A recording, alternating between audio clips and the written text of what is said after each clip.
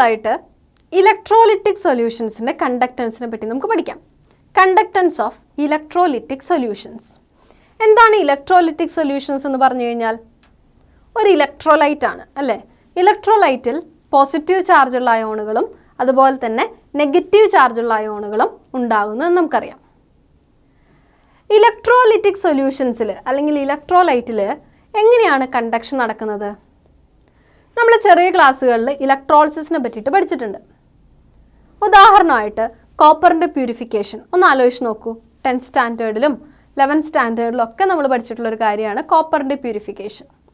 കോപ്പറിൻ്റെ പ്യൂരിഫിക്കേഷൻസ് എങ്ങനെയാണ് ചെയ്യുന്നത്? നമുക്കറിയാവുന്ന പോലെ തന്നെ ഇംപ്യൂർ ആയിട്ടുള്ള കോപ്പറിൻ്റെ ഒരു വലിയ ഇലക്ട്രോഡ് ആനോഡായിട്ട് സെറ്റ് ചെയ്യുന്നു. പ്യുവർ ആയിട്ടുള്ള കോപ്പറിൻ്റെ വളരെ തിന്നായിട്ടുള്ളൊരു ഇലക്ട്രോഡ് കാഥോഡായിട്ടും സെറ്റ് ചെയ്യുന്നു. കോപ്പർ സൾഫേറ്റ് സൊല്യൂഷനെ ഇലക്ട്രോലൈറ്റ് ആയിട്ട് എടുക്കുന്നു. ഈ ഇലക്ട്രോഡുകളെ ഒരു ബാറ്ററിയുമായിട്ട് കണക്ട് ചെയ്യുന്നു. ബാറ്ററി ഉപയോഗിച്ചുകൊണ്ട് ഈ ഒരു സിസ്റ്റത്തിലേക്ക് ഇലക്ട്രിസിറ്റി പ്രവഹിപ്പിച്ചു കഴിഞ്ഞാൽ എന്ത് സംഭവിക്കുന്നു? ആനോഡിലുള്ള കോപ്പർ അയോണുകൾ ഇലക്ട്രോലൈറ്റ് വഴി കാഥോഡിൽ വന്ന് ഡെപ്പോസിറ്റ് ചെയ്യുന്നതായിട്ട് കാണാനായിട്ട് സാധിക്കും. അതിൻ്റെ ഫലമായിട്ട് കാഥോഡ് വലുതായി വരികയും ആനോഡ് വളരെ തിന്നായി വരികയും കാണാം. അതോടൊപ്പം തന്നെ ഇവിടെ ഉണ്ടാകുന്ന ഇമ്പ്യൂരിറ്റീസ് ആനോഡിന് തൊട്ടടുത്ത് ആനോഡ് മഡ് എന്ന രൂപത്തിൽ ഡെപ്പോസിറ്റ് ചെയ്യുന്നു. എങ്ങനെയാണ് ഈ ഇലക്ട്രോലിറ്റിക് സൊല്യൂഷനുകളിൽ അപ്പോൾ കണ്ടക്ഷൻ സംഭവിക്കുന്നത്? ഇലക്ട്രോലിറ്റിക് സൊല്യൂഷനുകളിലെ കണ്ടക്ഷന് കാരണം അതിലുള്ള അയോണുകളാണ് അല്ലേ. അയോണുകളുടെ മൂവ്മെൻ്റാണ് അവിടെ കണ്ടക്ഷനായി നമ്മൾ കൺസിഡർ ചെയ്യുന്നത്. നമുക്കറിയാവുന്ന പോലെ തന്നെ പോസിറ്റീവ് ചാർജുള്ള അയോണുകൾ കാഥോഡിലേക്കും നെഗറ്റീവ് ചാർജുള്ള അയോണുകൾ ആനോഡിലേക്കും മൂവ് ചെയ്യുന്നതിൻ്റെ ഫലമായിട്ട് നമുക്ക് പറയാം അവിടെ ഒരു കണ്ടക്ഷൻ നടക്കുന്നു എന്ന്. അതുകൊണ്ട് തന്നെ ഇത്തരത്തിലുള്ള ഇലക്ട്രോലിറ്റിക് കണ്ടക്ഷൻസിനെ അല്ലെങ്കിൽ ഇലക്ട്രോലിറ്റിക് സൊല്യൂഷൻസിലെ കണ്ടക്റ്റൻസിനെ നമ്മൾ വിളിക്കുന്ന മറ്റൊരു പേരുണ്ട് അയോണിക് കണ്ടക്റ്റൻസ്. അയോണിക് കണ്ടക്റ്റൻസ് അല്ലെങ്കിൽ ഇലക്ട്രോലിറ്റിക് കണ്ടക്റ്റൻസ് എന്ന് വിളിക്കാം.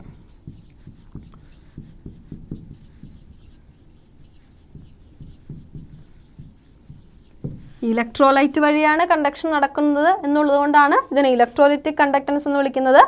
എന്നാൽ ഇത്തരത്തിലുള്ള കണ്ടക്റ്റൻസിന് കാരണം ഇലക്ട്രോലൈറ്റിലുള്ള പോസിറ്റീവ് ചാർജുള്ള അയോണുകളും നെഗറ്റീവ് ചാർജുള്ള അയോണുകളുമാണ്. അതായത് കാറ്റയോണും ആനയോൺസും ആയതുകൊണ്ട് ഇവയെ നമ്മൾ അയോണിക് കണ്ടക്റ്റൻസ് എന്നും വിളിക്കുന്നു. ഇലക്ട്രോലിറ്റിക് കണ്ടക്റ്റൻസിനെ പറ്റി അല്ലെങ്കിൽ ഇലക്ട്രോലിറ്റിക് സൊല്യൂഷൻസിൻ്റെ കണ്ടക്റ്റൻസിനെ പറ്റി പഠിക്കുന്നതിന് മുമ്പ് നമുക്ക് കുറച്ച് ടേമുകളെ പരിചയപ്പെടാം. ആദ്യമായിട്ട് നമുക്ക് റെസിസ്റ്റൻസ് എന്ന് പറഞ്ഞ ടേം എന്താണെന്ന് പഠിക്കാം. നമ്മൾ ചെറിയ ക്ലാസ്സുകളിൽ മുതൽ കേട്ടിട്ടുള്ളൊരു വാക്കാണ് റെസിസ്റ്റൻസ് അല്ലേ. റെസിസ്റ്റൻസ്, റെസിസ്റ്റ് ചെയ്യുക. ഇവിടെ നമ്മൾ കണ്ടക്ഷനെ പറ്റിയിട്ടാണ് പഠിക്കുന്നത്. അതുകൊണ്ട് തന്നെ എന്താണ് റെസിസ്റ്റൻസ്? ഒരു ഒബ്ജക്റ്റിൽ കൂടി കറണ്ട് കടത്തിവിടുമ്പോൾ അതിൽ കൂടെ കറൻറ്റിന് പാസ് ചെയ്യാനുള്ള തടസ്സത്തെയാണ് റെസിസ്റ്റൻസ് എന്ന് വിളിക്കുന്നത്. അതായത് നമുക്ക് പറയാം it is the hindrance provided by a conductor in the passage of a current. ഒരു കണ്ടക്ടറിൽ കൂടി ഇലക്ട്രിസിറ്റി കടത്തിവിടുമ്പോൾ അതിൽ കൂടെ കറണ്ട് പാസ് ചെയ്യാൻ അതിനനുഭവപ്പെടുന്ന തടസ്സത്തെയാണ് റെസിസ്റ്റൻസ് എന്ന് നമ്മൾ വിളിക്കുന്നത്. നമ്മളൊരു മെറ്റലിനെ കൺസിഡർ ചെയ്ത് നോക്കൂ. ഒരു മെറ്റലിൽ കൂടി കറണ്ട് കടത്തിവിടുന്നു എന്ന് വിചാരിക്കുക. അതിൻ്റെ റെസിസ്റ്റൻസ് നമ്മൾ എങ്ങനെയാണ് പറയുക? നമുക്കറിയാവുന്ന പോലെ തന്നെ മെറ്റലിൽ ഇലക്ട്രോണുകളാണ് കണ്ടക്ഷന് കാരണമാകുന്നത് അല്ലേ. അതുകൊണ്ട് തന്നെ ആ ഇലക്ട്രോണുകൾ അനുഭവപ്പെടുന്ന ഹിൻഡ്രൻസ് അല്ലെങ്കിൽ തടസ്സത്തെ നമുക്ക് ആ മെറ്റലിലെ റെസിസ്റ്റൻസ് എന്ന് വിളിക്കാം. എന്നാൽ ഒരു ഇലക്ട്രോലിറ്റിക് സൊല്യൂഷനിൽ കൂടെയാണ് കറണ്ട് കടത്തിവിടുന്നതെങ്കിലോ അതിൽ കണ്ടക്ഷന് കാരണമായ അയോണുകൾ, അതായത് പോസിറ്റീവ് ചാർജും നെഗറ്റീവ് ചാർജുമുള്ള അയോണുകൾ അനുഭവപ്പെടുന്ന തടസ്സത്തെയാണ് അല്ലെങ്കിൽ അനുഭവപ്പെടുന്ന ഹിൻഡ്രൻസിനെയാണ് റെസിസ്റ്റൻസ് എന്ന് നമ്മൾ വിളിക്കുക. എപ്പോഴും ഓർക്കണം, resistance is defined as the hindrance provided by a conductor in the passage of a current. ഒരു കണ്ടക്ടറിൽ കൂടെ കറണ്ടിനെ കടത്തിവിടുമ്പോൾ അതിനനുഭവപ്പെടുന്ന തടസ്സത്തെയാണ് റെസിസ്റ്റൻസ് എന്ന് വിളിക്കുന്നത്. അങ്ങനെയാണെങ്കിൽ റെസിസ്റ്റൻസിൻ്റെ യൂണിറ്റ് എന്താണ്? റെസിസ്റ്റൻസിൻ്റെ യൂണിറ്റ് ഓം ആണ്. ഓം എന്ന യൂണിറ്റ് ഉപയോഗിച്ചുകൊണ്ടാണ് റെസിസ്റ്റൻസിനെ നമ്മൾ റെപ്രസെൻറ്റ് ചെയ്യുക. നോക്കാം, ഓം എന്നുള്ളതിനെ എങ്ങനെയാണ് സിമ്പിൾ രൂപത്തിൽ റെപ്രസെൻറ്റ് ചെയ്യുക എന്ന് ശ്രദ്ധിക്കുക. ഇനി നമ്മൾ കൺസിഡർ ചെയ്യുന്നു, ഒരു കണ്ടക്ടറിനെ കൺസിഡർ ചെയ്യുന്നു. ഒരു കണ്ടക്ടറിൻ്റെ ഏതൊക്കെ ഫാക്ടേഴ്സാണ് റെസിസ്റ്റൻസിനുമായി ഡിപ്പെൻഡ് ചെയ്തിരിക്കുന്നതെന്ന് പറയാം. ഒരു കണ്ടക്ടർ നമ്മൾ കൺസിഡർ ചെയ്യുമ്പോൾ കണ്ടക്ടറിൻ്റെ ലെങ്ത് കൂടുന്തോറും റെസിസ്റ്റൻസ് കൂടുന്നു എന്ന് നമുക്ക് പറയാം. അതായത് resistance is directly proportional to length of the conductor. ഒരു കണ്ടക്ടറിൻ്റെ ലെങ്ത് കൂടുന്തോറും റെസിസ്റ്റൻസ് കൂടുന്നു, അല്ലെങ്കിൽ കറണ്ടിന് അതിൽ കൂടെ പാസ് ചെയ്യാനുള്ള തടസ്സം കൂടുന്നു എന്നർത്ഥം. എന്നാൽ നമ്മൾ കൺസിഡർ ചെയ്യുന്ന കണ്ടക്ടറിൻ്റെ ഏരിയ ഓഫ് ക്രോസ് സെക്ഷനെയോ എങ്ങനെ ബന്ധപ്പെട്ടിരിക്കുന്നു? ഏരിയ ഓഫ് ക്രോസ് സെക്ഷൻ കൂടുന്തോറും റെസിസ്റ്റൻസ് കുറയുന്നു എന്ന് നമുക്ക് പറയാം. ഏരിയ ഓഫ് ക്രോസ് സെക്ഷൻ കൂടുന്തോറും റെസിസ്റ്റൻസ് കുറയുന്നു. അതായത് resistance is inversely proportional to area of cross section. എന്താണ് പഠിച്ചത്? Resistance is directly proportional to length of the conductor. Resistance is inversely proportional to the area of cross section of that conductor. അങ്ങനെയാണെങ്കിൽ ഈ രണ്ട് കാര്യങ്ങളെയും കൂടെ ഒന്നിച്ച് ചേർത്തുകൊണ്ട് നമുക്ക് പറയാം, resistance is directly proportional to length and it is inversely proportional to area of cross section. ഇവിടെ ഇക്വേഷനിൽ എൽ എന്ന് റെപ്രസെൻറ്റ് ചെയ്തിട്ടുള്ളത് ലെങ്ത് ഓഫ് ദ കണ്ടക്ടറും ക്യാപിറ്റൽ ലെറ്റർ എ എന്ന് കൺസിഡർ ചെയ്തിട്ടുള്ളത് ഏരിയ ഓഫ് ക്രോസ് സെക്ഷനുമാണ്. അതുകൊണ്ട് തന്നെ resistance is directly proportional to L by A എന്ന് സൂചിപ്പിക്കാം. ഇവിടെ പ്രൊപ്പോർഷണൽ എന്നാണ് കൊടുത്തിരിക്കുന്നത് അല്ലേ? പ്രൊപ്പോർഷണാലിറ്റി സിമ്പിൾ മാറ്റിയാൽ നമുക്കറിയാം അവിടെ ഈക്വൽ ടു വരുമ്പോൾ ഒരു കോൺസ്റ്റന്റ് വരാനുള്ള സാധ്യതയുണ്ട്. അതുകൊണ്ട് തന്നെ ഇക്വേഷൻ നമുക്ക് മോഡിഫൈ ചെയ്ത് എഴുതാം. R is equal to rho L by A. ഈ കോൺസ്റ്റന്റിനെ വായിക്കേണ്ട പേര് റോ എന്നാണ്. റോ എന്തിനെ റെപ്രസെൻറ്റ് ചെയ്യുന്നു? Rho is called resistivity of the object. Rho is called resistivity of the object. That is R is equal to rho L by A എന്ന equation ഉപയോഗിച്ചുകൊണ്ട് റെസിസ്റ്റൻസിനെ നമുക്ക് ഡിഫൈൻ ചെയ്യാനായിട്ട് സാധിക്കും. റെസിസ്റ്റൻസ് എന്താണെന്ന് നമ്മൾ കണ്ടു കഴിഞ്ഞു. അടുത്തൊരു ടേം നോക്കാം, റെസിസ്റ്റിവിറ്റി. റെസിസ്റ്റിവിറ്റിയെ റോ എന്ന ടേം ഉപയോഗിച്ചുകൊണ്ടാണ് നമ്മൾ റെപ്രസെൻറ്റ് ചെയ്യുന്നത്. നമുക്ക് എഴുതാം rho is equal to R A by L. R എന്ന് പറയുന്നത് റെസിസ്റ്റൻസ് ആണ്, എ എന്ന് പറയുന്നത് ഒരു ഒബ്ജക്റ്റിൻ്റെ ഏരിയ ഓഫ് ക്രോസ് സെക്ഷൻ ആണ്, എൽ എന്ന് പറയുന്നത് ഒരു ഒബ്ജക്റ്റിൻ്റെ ലെങ്ത് ആണ്, അല്ലെങ്കിൽ ഒരു കണ്ടക്ടറിൻ്റെ ലെങ്ത് ആണ്. ഈ മൂന്ന് പാരാമീറ്റേഴ്സ് വെച്ചുകൊണ്ട് resistivity rho is equal to R A by L എന്ന് എഴുതാം. അങ്ങനെയാണെങ്കിൽ റെസിസ്റ്റിവിറ്റിയെ എങ്ങനെയാണ് ഡിഫൈൻ ചെയ്യുക എന്ന് നോക്കാം. ഒന്ന് ആലോചിച്ച് നോക്കൂ. നമ്മൾ എടുത്തിരിക്കുന്ന കണ്ടക്ടറിൻ്റെ ലെങ്ത്ത് 1 മീറ്ററും area of cross section 1 metre സ്ക്വയറുമാണെങ്കിൽ നമുക്ക് എന്ത് പറയാം? റെസിസ്റ്റൻസ് എന്ന് പറയുന്നത് റെസിസ്റ്റിവിറ്റിക്ക് ഇക്വലൻ്റ് ആണ് എന്ന് പറയാം അല്ലേ? അതായത് എൽ ഈസ് ഈക്വൽ ടു 1 മീറ്ററും A is equal to 1 metre സ്ക്വയറുമാണെങ്കിൽ resistance is equal to resistivity. അപ്പോൾ എങ്ങനെയാണ് റെസിസ്റ്റിവിറ്റിയെ നമ്മൾ ഡിഫൈൻ ചെയ്യുക? It is defined as the resistance offered by a substance of 1 meter length and area of cross section 1 meter square. 1 metre ലെങ്ത്തും 1 metre square area of cross സെക്ഷനുമുള്ള ഒരു ഒബ്ജക്റ്റിൻ്റെ അല്ലെങ്കിൽ ഒരു കണ്ടക്ടറിൻ്റെ റെസിസ്റ്റൻസിനെയാണ് റെസിസ്റ്റിവിറ്റി എന്ന് വിളിക്കുന്നത്. ഓർക്കണം, resistivity rho is equal to R A by L. Resistivity rho is equal to R A by L എന്ന് റെപ്രസെൻറ്റ് ചെയ്യാം. അങ്ങനെയാണെങ്കിൽ യൂണിറ്റ് ഓഫ് റെസിസ്റ്റിവിറ്റി എങ്ങനെയാണ് കണ്ടുപിടിക്കുക? നമുക്കറിയാവുന്ന പോലെ തന്നെ റെസിസ്റ്റൻസിൻ്റെ യൂണിറ്റ് ഓമാണ്, ഏരിയയുടെ യൂണിറ്റ് അല്ലെങ്കിൽ ഏരിയ ഓഫ് ക്രോസ് സെക്ഷൻ്റെ യൂണിറ്റ് മീറ്റർ സ്ക്വയർ ആണ്, ലെങ്ത്തിൻ്റെ യൂണിറ്റ് മീറ്റർ ആണ്. ഒന്ന് അപ്ലൈ ചെയ്ത് നോക്കൂ. നമുക്ക് കാണാനായിട്ട് സാധിക്കും the unit of resistivity is equal to ohm metre. ഈ ഓം മീറ്റർ എന്നുള്ളതിനെ നമുക്ക് സിമ്പിൾ രൂപത്തിൽ ഈ രീതിയിലും റെപ്രസെൻറ്റ് ചെയ്യാം. ഓമിൻ്റെ സിമ്പിൾ എല്ലാവരും ഒന്ന് നോട്ട് ചെയ്ത് വെക്കണം. ഓം മീറ്റർ. ഇതാണ് ഓം മീറ്റർ എന്നുള്ളതാണ് റെസിസ്റ്റിവിറ്റിയുടെ SI യൂണിറ്റ് എന്ന് പറയുന്നത്. ഇനി റെസിസ്റ്റിവിറ്റി കൺസിഡർ ചെയ്യുമ്പോൾ length of the conductor and area of cross section സെൻറ്റിമീറ്ററിലോ മില്ലിമീറ്ററിലോ ഒക്കെ നമുക്ക് കൺസിഡർ ചെയ്യാം. അതനുസരിച്ചിട്ട് യൂണിറ്റ് മാറുമെന്നർത്ഥം. സെൻറ്റിമീറ്ററിൽ കൺസിഡർ ചെയ്താൽ റെസിസ്റ്റിവിറ്റിയുടെ യൂണിറ്റ് ഓം സെൻറ്റിമീറ്ററായി മാറുന്നു. എന്നാൽ എപ്പോഴും SI യൂണിറ്റ് നമ്മൾ കൺസിഡർ ചെയ്യുമ്പോൾ SI unit of resistivity is ohm metre എന്ന് ഓർക്കേണ്ടതായിട്ടുണ്ട്. അടുത്തതായിട്ട് നമ്മൾ പഠിക്കുന്ന ടേം കണ്ടക്റ്റൻസ് എന്നതാണ്. കണ്ടക്റ്റൻസ്. കണ്ടക്റ്റൻസിനെ ക്യാപിറ്റൽ ലെറ്റർ G ഉപയോഗിച്ചുകൊണ്ട് നമ്മൾ റെപ്രസെൻറ്റ് ചെയ്യുന്നു. എന്താണ് കണ്ടക്റ്റൻസ് എന്ന് പറഞ്ഞാൽ? ഒന്ന് ആലോചിച്ച് നോക്കൂ. ഒരു മെറ്റലിനെ പറ്റി നമ്മൾ കൺസിഡർ ചെയ്യുമ്പോൾ അതൊരു ഗുഡ് കണ്ടക്ടറാണ്, അല്ലെങ്കിൽ നല്ല കണ്ടക്റ്റൻസ് ഉണ്ട് എന്ന് പറഞ്ഞാൽ അതിൻ്റെ അർത്ഥം എന്താണ്? ആ ഒരു ഒബ്ജക്റ്റിൽ കൂടി കറണ്ട് വളരെ ഈസി ആയിട്ട് കടന്നു പോകുന്നു അല്ലേ? അതുകൊണ്ട് തന്നെ കണ്ടക്റ്റൻസിനെ നമുക്ക് എങ്ങനെ ഡിഫൈൻ ചെയ്യാം? It is the ease with which current flows through a conductor. എത്രയോ എളുപ്പമായിട്ടാണോ ഒരു കണ്ടക്ടറിൽ കൂടെ കറണ്ട് കടന്നു പോകുന്നത്, ആ ഒരു ഈസിനെസ്സിനെയാണ് നമ്മൾ കണ്ടക്റ്റൻസ് എന്ന് പറയുന്നത്. കണ്ടക്റ്റൻസിനെ G എന്ന് പറയുന്ന ടേം ഉപയോഗിച്ച് റെപ്രസെൻറ്റ് ചെയ്യുന്നു.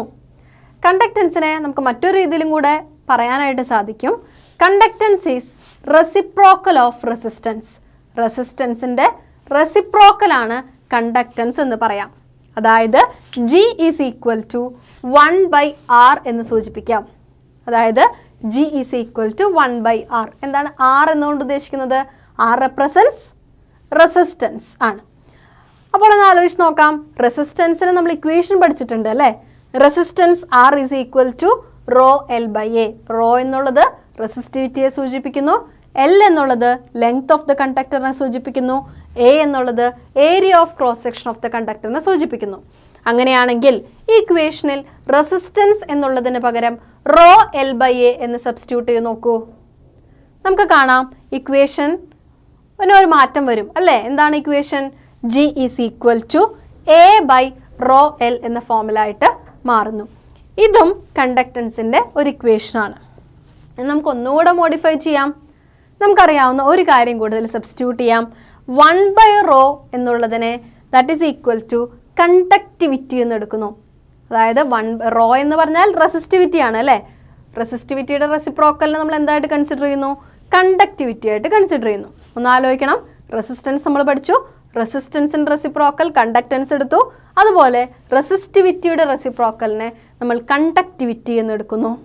അതുകൊണ്ട് തന്നെ 1/റോ ഈസ് ഈക്വൽ ടു കാപ്പ എന്ന് സബ്സ്റ്റിറ്റ്യൂട്ട് ചെയ്യാം. ഇത് കാപ്പ എന്നാണ് വായിക്കുക. Kappa, it is a Greek word kappa. ഈ കാപ്പ എന്ന് സബ്സ്റ്റിറ്റ്യൂട്ട് ചെയ്താൽ നമുക്ക് എന്ത് കിട്ടും? G is equal to kappa into A/L എന്ന ഇക്വേഷൻ കിട്ടുന്നു. നമുക്ക് കണ്ടക്റ്റൻസിനെ 3 ഇക്വേഷൻസ് ഉപയോഗിച്ചുകൊണ്ട് തന്നെ റെപ്രസെൻറ്റ് ചെയ്യാനായിട്ട് സാധിക്കും. റെസിസ്റ്റൻസിൻ്റെ ടേംസിലാണെങ്കിൽ G is equal to 1/R. റെസിസ്റ്റിവിറ്റിയുടെ ടേംസിലാണെങ്കിൽ G ഈസ് ഈക്വൽ ടു A/റോ L. അതുപോലെ കണ്ടക്ടിവിറ്റിയുടെ ടേംസിലാണെങ്കിൽ conductance G is equal to kappa into A/L. ഇങ്ങനെ 3 ഇക്വേഷൻ രൂപത്തിൽ നമുക്ക് കണ്ടക്റ്റൻസിനെ റെപ്രസെൻറ്റ് ചെയ്യാനായിട്ട് സാധിക്കും. ഓർക്കേണ്ട ഒരു കാര്യം, എന്താണ് കണ്ടക്റ്റൻസ്? ഒരു ഒബ്ജക്റ്റിൽ കൂടെ കറണ്ട് കടത്തിവിടുന്നതിനുള്ള ഈസിനെസ്സിനെയാണ്, എത്രയോ എളുപ്പത്തിൽ കടത്തിവിടുന്നു അതിനെയാണ് കണ്ടക്റ്റൻസ് എന്ന് നമുക്ക് വിളിക്കുന്നത്. അങ്ങനെയാണെങ്കിൽ കണ്ടക്റ്റൻസിൻ്റെ യൂണിറ്റ് ഒന്ന് നോക്കൂ. എങ്ങനെയാണ് യൂണിറ്റ് നമുക്ക് റെപ്രസെൻറ്റ് ചെയ്യാനായിട്ട് സാധിക്കുക? നമുക്കറിയാം കണ്ടക്റ്റൻസ് എന്ന് പറഞ്ഞു കഴിഞ്ഞാൽ റെസിപ്രോക്കൽ ഓഫ് റെസിസ്റ്റൻസ് ആണ്. റെസിസ്റ്റൻസിൻ്റെ യൂണിറ്റ് നമ്മൾ ഓൾറെഡി പഠിച്ചു കഴിഞ്ഞു. എന്താണ്? ഓം ആണ് അല്ലേ? എങ്ങനെയാണെങ്കിൽ കണ്ടക്റ്റൻസിൻ്റെ യൂണിറ്റ് എന്തായിരിക്കും? റെസിസ്റ്റൻസിൻ്റെ യൂണിറ്റിൻ്റെ റെസിപ്രോക്കൽ. റെസിസ്റ്റൻസിൻ്റെ യൂണിറ്റ് ഓം ആയതുകൊണ്ട് കണ്ടക്റ്റൻസിൻ്റെ യൂണിറ്റ് അതിൻ്റെ റെസിപ്രോക്കൽ, അതായത് ഓം ഇൻവേഴ്സ്. ഓം ഇൻവേഴ്സിനെ നമുക്ക് മോ എന്നും റെപ്രസെൻറ്റ് ചെയ്യാം. So the unit of conductance is Om inverse അല്ലെങ്കിൽ മോ എന്ന് സൂചിപ്പിക്കാനായിട്ട് സാധിക്കും. ഇനി SI യൂണിറ്റിലൊരു യൂണിറ്റാണ് നമ്മൾ കൺസിഡർ ചെയ്യുന്നതെങ്കിലോ ഓം ഇൻവേഴ്സ് എന്നതിന് ഇക്വലൻ്റ് ആയിട്ടുള്ള SI യൂണിറ്റ് എന്ന് പറയുന്നത് സീമൻസ് ആണ്. സീമൻ എന്നുള്ളതാണ് SI യൂണിറ്റ്. ഓർക്കേണ്ടതുണ്ട്, കണ്ടക്റ്റൻസിൻ്റെ SI യൂണിറ്റ് സീമൻസ് എന്ന് റെപ്രസെൻറ്റ് ചെയ്യുന്നു. ക്യാപിറ്റൽ ലെറ്റർ S ഉപയോഗിച്ചുകൊണ്ട് നമുക്കിതിനെ റെപ്രസെൻറ്റ് ചെയ്യാനായിട്ട് സാധിക്കും. ഇതുവരെ നമ്മൾ പ്രധാനപ്പെട്ട 3 ഇമ്പോർട്ടൻറ്റ് ടേമുകളാണ് പഠിച്ചത്. റെസിസ്റ്റൻസ് എന്താണെന്ന് പഠിച്ചു, റെസിസ്റ്റിവിറ്റി എന്താണെന്ന് പഠിച്ചു, കണ്ടക്റ്റൻസ് എന്താണെന്നും പഠിച്ചു. അടുത്തൊരു ടേമിനെ പരിചയപ്പെട്ടാലോ? അടുത്തൊരു ടേമാണ് കണ്ടക്ടിവിറ്റി. ഒന്ന് ആലോചിച്ച് നോക്കൂ. Conductivity is considered as the reciprocal of resistivity. റെസിസ്റ്റിവിറ്റിയുടെ റെസിപ്രോക്കലിനെ അല്ലെങ്കിൽ ഇൻവേഴ്സിനെയാണ് നമ്മൾ കണ്ടക്ടിവിറ്റി എന്ന് പറയുന്നത്. കണ്ടക്ടിവിറ്റിയെ സൂചിപ്പിക്കുന്നതിനായി നമ്മൾ ഉപയോഗിക്കുന്ന സിമ്പിളാണ് ഇവിടെ കൊടുത്തിരിക്കുന്നത്. Simple, that is kappa. ഇതൊരു ഗ്രീക്ക് ലെറ്ററാണ്. ഇത് നമ്മൾ വായിക്കേണ്ടത് കാപ്പ എന്നാണ്. കണ്ടക്ടിവിറ്റിയെ നമ്മൾ വിളിക്കുന്ന മറ്റൊരു പേരാണ് സ്പെസിഫിക് കണ്ടക്റ്റൻസ് എന്നുള്ളത്. നമ്മൾ ഓൾറെഡി പറഞ്ഞിരുന്നു, റെസിസ്റ്റിവിറ്റിയുടെ ഇൻവേഴ്സിനെയാണ് കണ്ടക്ടിവിറ്റി എന്ന് വിളിക്കുന്നത്. അതുകൊണ്ട് തന്നെ conductivity kappa is equal to 1/ρ എന്ന് റെപ്രസെൻറ്റ് ചെയ്യാം. റോ എന്നുള്ളത് റെസിസ്റ്റിവിറ്റിയെ സൂചിപ്പിക്കുന്നു. That is kappa is equal to 1/ρ. എന്നാൽ റോ എന്നുള്ളത് നമ്മളൊരു ഇക്വേഷൻ പഠിച്ചിട്ടുണ്ടല്ലോ. നമുക്കറിയാം rho is equal to RA/L. R റെസിസ്റ്റൻസിനെ സൂചിപ്പിക്കുന്നു, A area of cross section of an object സൂചിപ്പിക്കുന്നു, L എന്ന് പറയുന്നത് ഒരു കണ്ടക്ടറിൻ്റെ ലെങ്ത്ത് അല്ലെങ്കിൽ നീളത്തെ സൂചിപ്പിക്കുന്നു അല്ലേ. അതായത് raw is equal to RA/L എന്ന് സബ്സ്റ്റിറ്റ്യൂട്ട് ചെയ്യാവുന്നതാണ്. അങ്ങനെ സബ്സ്റ്റിറ്റ്യൂട്ട് ചെയ്ത് നോക്കൂ. നമുക്ക് കിട്ടുന്ന ഇക്വേഷൻ എന്താണ്? കണ്ടക്ടിവിറ്റി കപ്പ ഈസ് ഈക്വൽ ടു L/RA എന്ന ഇക്വേഷനാണ് നമുക്ക് കിട്ടുക.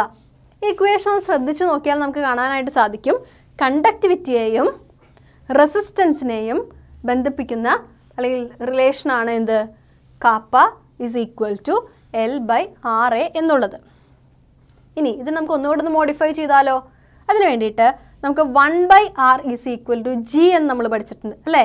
1/R അല്ലെങ്കിൽ inverse of resistance is equal to conductance.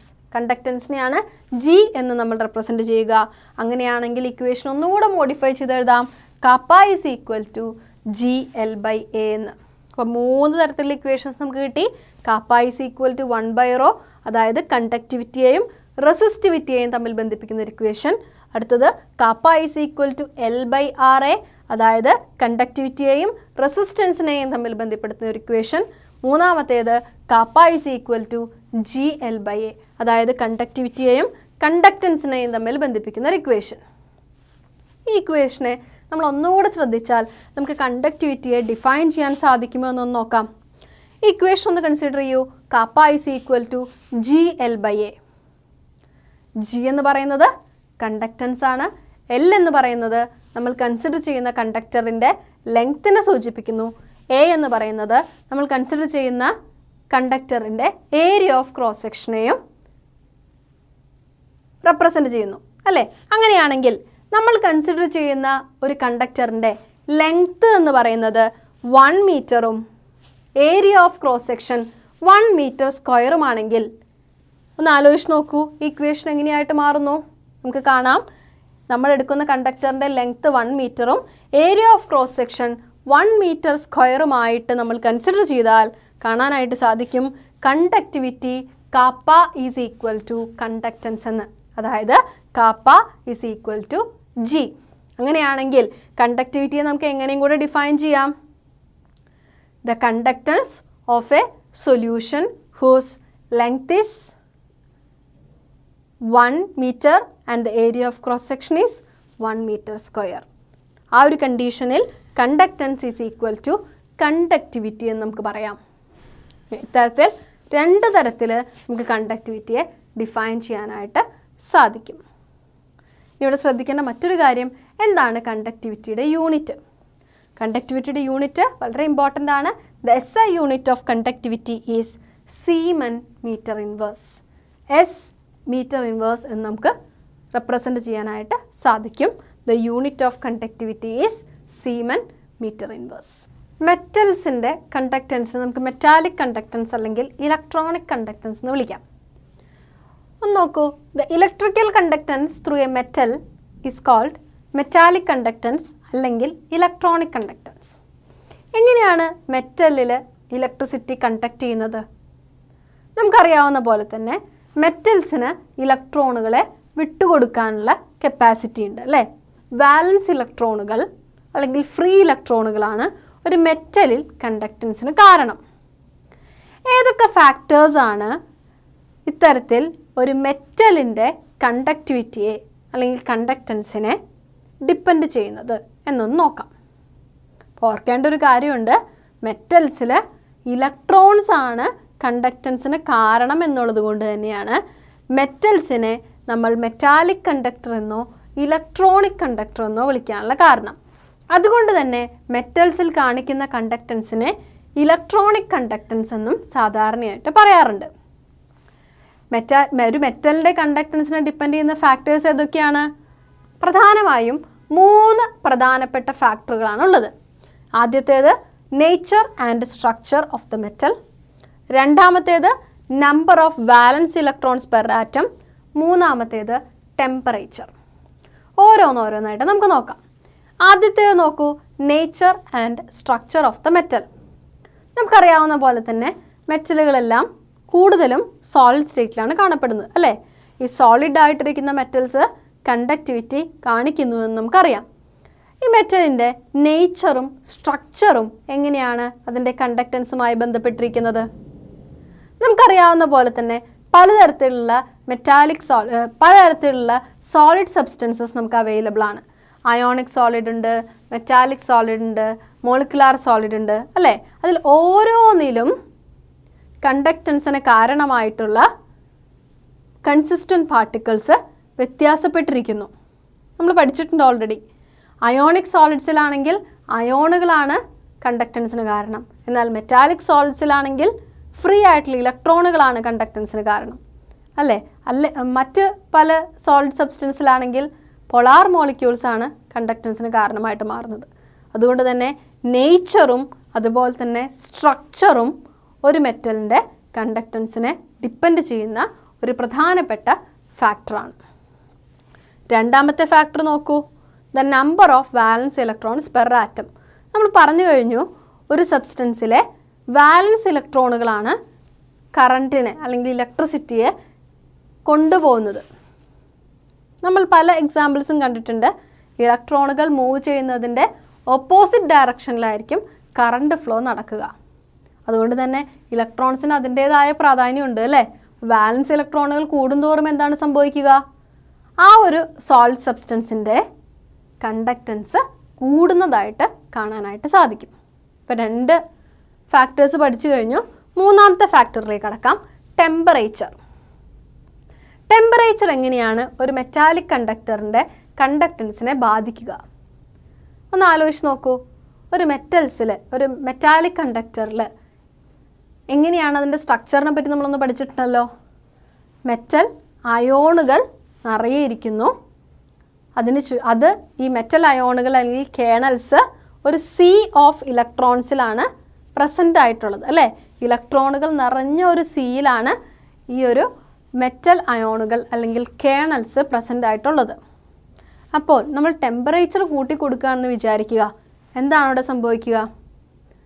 ഇലക്ട്രോണുകൾ കുറച്ചും കൂടെ എനർജി അബ്സോർബ് ചെയ്ത് അവരുടെ കൈനറ്റിക് എനർജിയിൽ കുറച്ചും കൂടെ കൂടുതൽ സംഭവിക്കും. അത് ശരി തന്നെ. അതോടൊപ്പം തന്നെ ഈ പോസിറ്റീവ് ചാർജുള്ള മെറ്റൽ അയോണുകളും ചെറിയ രീതിയിൽ എനർജി അബ്സോർബ് ചെയ്യുകയും അവ അതിൻ്റെ പൊസിഷനിൽ ഇരുന്നു കൊണ്ട് വൈബ്രേറ്റ് ചെയ്യാൻ തുടങ്ങുകയും ചെയ്യും. അപ്പോൾ എന്ത് സംഭവിക്കും? ഈ ഇലക്ട്രോണുകൾക്ക് ഈ ലാറ്ററൈസ് പോയിൻ്റ് ഇടയിൽ കൂടെ മൂവ് ചെയ്താൽ മാത്രമേ ഇലക്ട്രിസിറ്റിയെ കണ്ടക്ട് ചെയ്യാനായിട്ട് സാധിക്കുകയുള്ളൂ. എന്നാൽ ഇത്തരത്തിൽ ഇലക്ട്രോണുകൾ മെറ്റൽ അയോണുകളുമായിട്ട് കൂടുതൽ കോണ്ടാക്റ്റ് വരും. കൂടുതൽ കോണ്ടാക്റ്റ് വന്നതിൽ എന്ത് സംഭവിക്കും? ഇലക്ട്രോണുകൾക്ക് ഈസി ആയിട്ട് മൂവ് ചെയ്യാൻ സാധിക്കാതെ വരും. അപ്പോൾ നമുക്ക് പറയാം, ഒരു മെറ്റാലിക് കണ്ടക്ടറിൽ ടെമ്പറേച്ചർ കൂട്ടും തോറും കണ്ടക്റ്റൻസ് കുറഞ്ഞു വരുന്നുവെന്ന് നമുക്ക് പറയാനായിട്ട് സാധിക്കും. As temperature increases the conductance of A metallic conductor decreases. എന്താണ് അതിന് കാരണം? ഓർക്കേണ്ടതുണ്ട്. ടെമ്പറേച്ചർ കൂട്ടുമ്പോൾ ഈ അയോണുകൾ കുറച്ച് എമൗണ്ട് ഓഫ് എനർജി അബ്സോർബ് ചെയ്യുകയും അവ അവയുടെ പൊസിഷനിലിരുന്ന് വൈബ്രേറ്റ് ചെയ്യാൻ തുടങ്ങുകയും ചെയ്യും. അതുകൊണ്ട് തന്നെ നമ്മുടെ മെറ്റൽസിലുള്ള ഫ്രീ ഇലക്ട്രോണുകൾ ഇത്തരത്തിലുള്ള അയോണുകളുമായിട്ട് ചെറിയ രീതിയിലെങ്കിലും ഒരു ഇൻട്രാക്ഷന് കാരണമാവും. ഇൻട്രാക്ഷൻസ് വരുമ്പോൾ എന്താ സംഭവിക്കുക? ഇലക്ട്രോണുകൾക്ക് മൂവ് ചെയ്യാൻ സാധിക്കില്ല.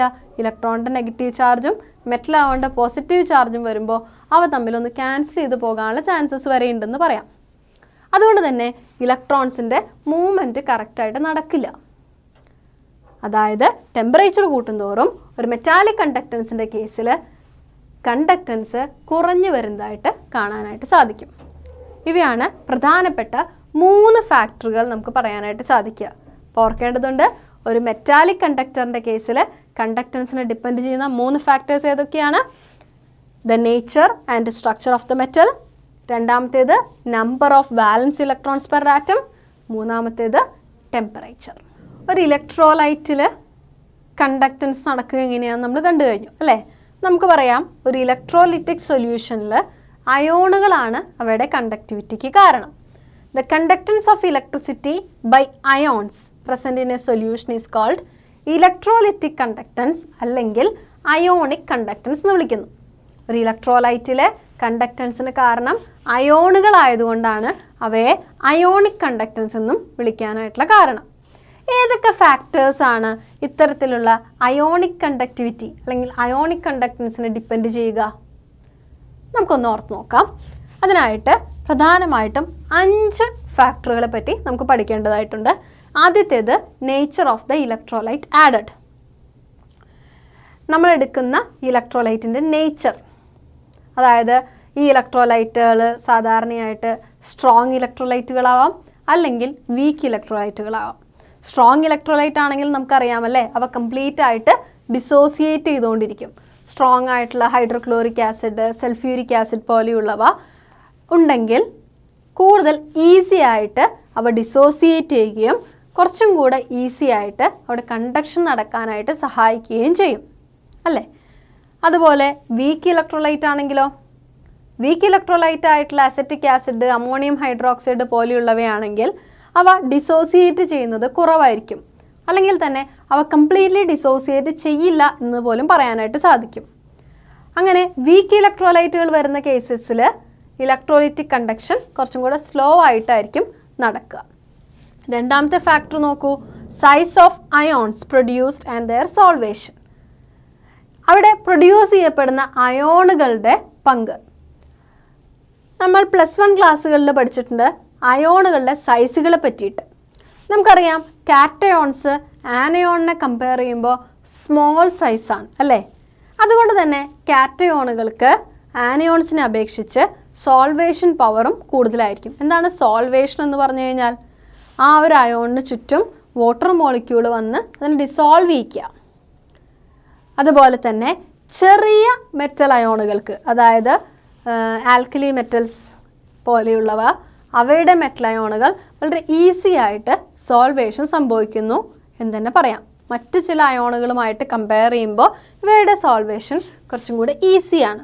അത്തരത്തിൽ സോൾവേഷൻ പവർ കൂടുതലുള്ള അയോണുകളാണ് നമ്മൾ കൺസിഡർ ചെയ്യുന്ന ഇലക്ട്രോലിറ്റിക് സൊല്യൂഷനിലുള്ളതെങ്കിൽ അവയുടെ കണ്ടക്ടിവിറ്റിയും കൂടുതലായിരിക്കും എന്ന് തന്നെ പറയാനായിട്ട് സാധിക്കും. അടുത്തത് nature of the solvent and viscosity.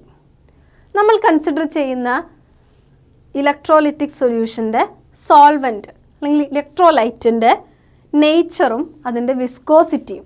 നമുക്കറിയാവുന്ന പോലെ തന്നെ വിസ്കോസിറ്റി കൂടുതലാണെങ്കിൽ അവയുടെ ഡിസോസിയേഷൻ വളരെ കുറവായിരിക്കും, അവയുടെ മൂവ്മെൻറ്റും കുറവായിരിക്കും, അതുവഴി കണ്ടക്ടിവിറ്റിയും കുറവാകാനുള്ള സാധ്യതയുണ്ട്. അടുത്തത് നോക്കൂ, കോൺസെൻട്രേഷൻ ഓഫ് ദി ഇലക്ട്രോലൈറ്റ്. നമ്മൾ എടുത്തിരിക്കുന്ന ഇലക്ട്രോലൈറ്റിൻ്റെ കോൺസെൻട്രേഷൻ അത്യാവശ്യം കൂടുതലാണെങ്കിൽ നമുക്ക് എന്ത് പറയാം? വളരെ ഈസി ആയിട്ട് തന്നെ അവിടെ ഇലക്ട്രോലിറ്റിക് പ്രോസസ്സ് നടക്കും, അല്ലെങ്കിൽ കണ്ടക്ഷൻ നന്നായിട്ട് നടക്കും എന്ന് തന്നെ പറയാനായിട്ട് സാധിക്കും. എന്തുകൊണ്ടാണ്? സ്ട്രോങ് ഇലക്ട്രോലൈറ്റ് ആകുമ്പോൾ number of cations and anions per unit volume എങ്ങനെയായിരിക്കും? കൂടുതലായിരിക്കും അല്ലേ? കാരണം സ്ട്രോങ് ഇലക്ട്രോലൈറ്റ് വളരെ ഈസി ആയിട്ട് കംപ്ലീറ്റ്ലി ഡിസോസിയേഷൻ ചെയ്യുന്നു എന്ന് നമ്മൾ പറഞ്ഞു കഴിഞ്ഞു. അതുകൊണ്ട് തന്നെ സ്ട്രോങ് ഇലക്ട്രോലൈറ്റ് ആണെങ്കിൽ കണ്ടക്റ്റൻസ് നല്ല വേഗത്തിൽ നടക്കും. അടുത്തതാണ് ടെമ്പറേച്ചർ. നമുക്കറിയാവുന്ന പോലെ തന്നെ ടെമ്പറേച്ചറിന് വളരെ വലിയൊരു പങ്കുണ്ട്. ഇലക്ട്രോലിറ്റിക് സൊല്യൂഷൻസിൽ അല്ലെങ്കിൽ ഒരു ഇലക്ട്രോലൈറ്റിൽ കണ്ടക്റ്റൻസ് നടക്കുന്നത് അയോണുകൾ വഴിയാണെന്ന് നമ്മൾ പറഞ്ഞു. കാറ്റയോണുകളുണ്ട്, ആനയോണുകളുണ്ട്.